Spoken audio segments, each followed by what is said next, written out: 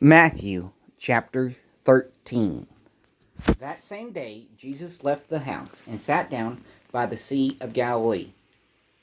The crowd that had gathered around him was so large that he got into a boat. He sat in the boat while the entire crowd stood on the shore. Then he used stories as illustrations to tell them many things. He said, "Listen, a farmer went to plant seed. Some seed were planted along the road, and birds came and devoured them. Other seeds was planted on rocky ground where there was little soil. The plants sprouted quickly because the soil wasn't deep. But when the sun came out, they were scorched. They withered away because their roots were not deep enough. Other seeds were planted among thorn bushes, and the thorn bushes grew up and choked them. But other seeds were planted on good ground and produced grain. They produced 160 or 30 times as much as was planted. Let the person who has ears listen." The disciples asked him, "Why do you use stories as illustrations when you speak to people?" Jesus answered them, "Knowledge about the mysteries of the kingdom of heaven has been given to you, but it has not been given to the crowd. Those who understand these mysteries will be given more knowledge, and they will excel in understanding them. However, some people don't understand these mysteries. Even what they understand will be taken away from them. This is why I speak to them this way. They see, but they are blind. They hear, but they do not listen. They don't even try to understand. So they make the Isaiah's prophecy come true. You will hear clearly, but never understand. You will see clearly, but never comprehend. These people have become closed-minded and hard of hearing. They have shut their eyes, so their eyes never see. Their ears never hear, their minds never understand, and they never return to me for healing. Blessed are your eyes because they see, and your ears because they hear. I guarantee this truth.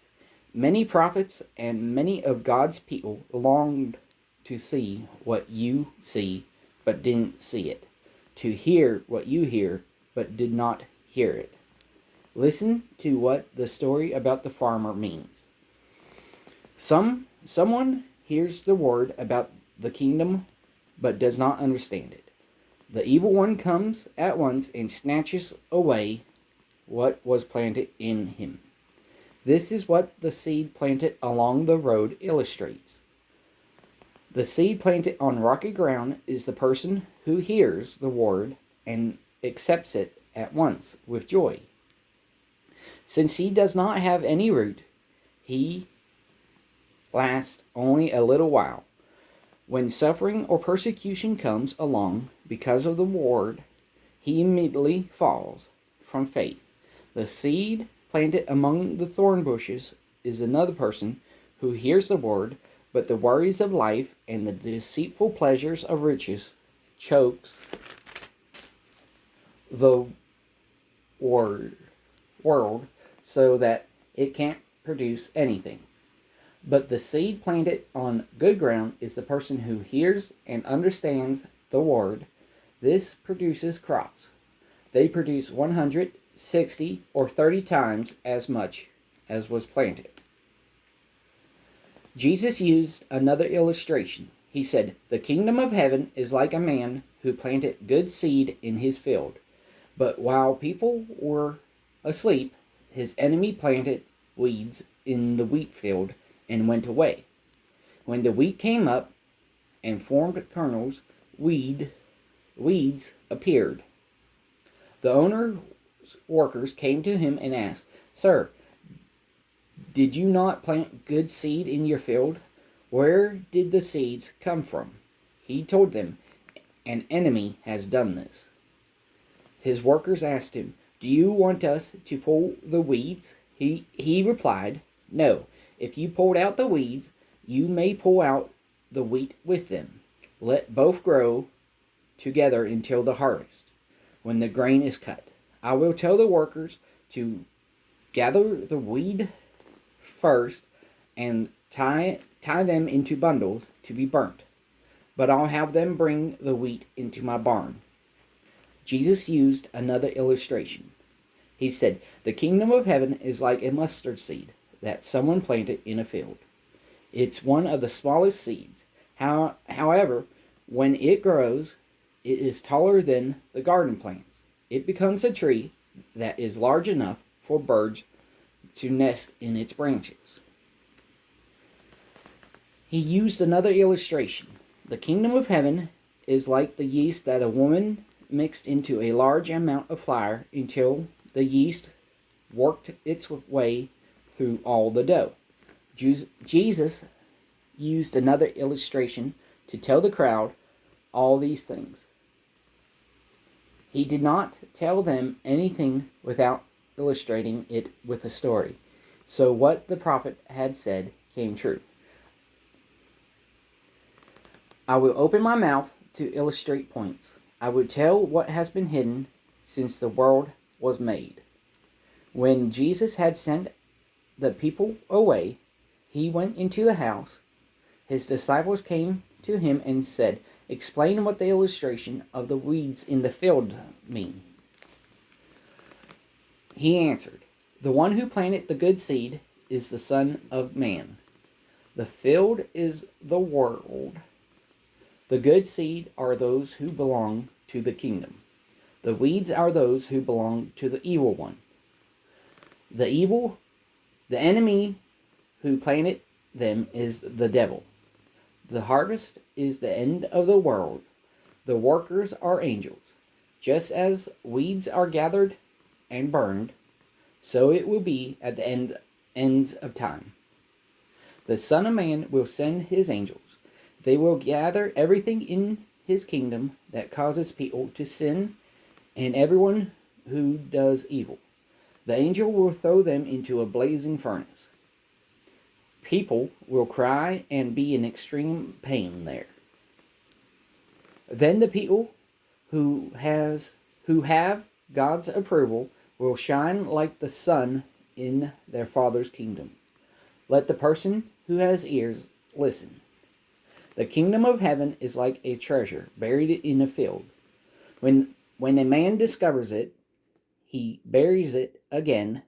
He was so delighted with it that he went away, sold everything he had, and bought that field. Also, the kingdom of heaven is like a merchant who was searching for fine pearls. When he found a valuable pearl, he went away, sold everything he had, and bought it. Also, the kingdom of heaven is like a net that was thrown into the sea. It gathers all kinds of fish. When it was full, they pulled it to the shore. Then they sat down, gathered the good fish into containers, and threw the bad ones away. The same thing will happen at the end of time. The angels will go out and separate the evil people from the people who have God's approval. Then the angels will throw the evil people into a blazing furnace. They will cry and be in extreme pain there. Have you understood all this? Yes, they answered. So Jesus said to them, that is why every student of Scripture who has become a disciple of the kingdom of heaven is like a homeowner. He brings new and old things out of his treasure chest. When Jesus had finished these illustrations, he left that place. Jesus went into his hometown and taught the people in the synagogues in a way that amazed them. The people were asking, where did this man get this wisdom and the power to do these miracles? Isn't this the carpenter's son? Isn't his mother named Mary? Aren't his brothers named James, Joseph, Simon, and Judas? Aren't all his sisters here with us? Where then did this man get all this?" So they took offense at him. But Jesus said to them, "The only place a prophet isn't honored is in his hometown and in his own home." He did not work miracles there because of their lack of faith.